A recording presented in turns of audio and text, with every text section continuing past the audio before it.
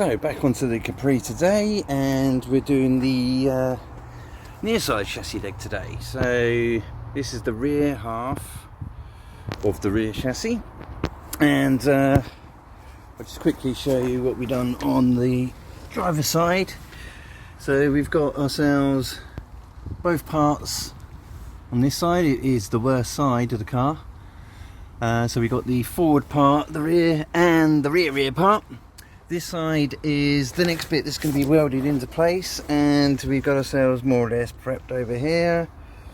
This forward part is actually in fairly decent shape, although we've got to work out what we've got to do here. But that's okay, plenty of steel, we can weld it all in. So this is the rear part, which is actually in very good condition compared to the old one, which is all over here, all of these old bits, which is the reason for doing all this. So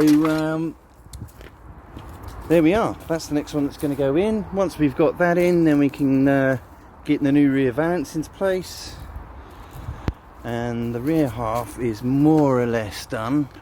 Just got a load of bits and pieces to do regarding the hanger and the sill, but progression, we're getting there. I'll do an update shortly.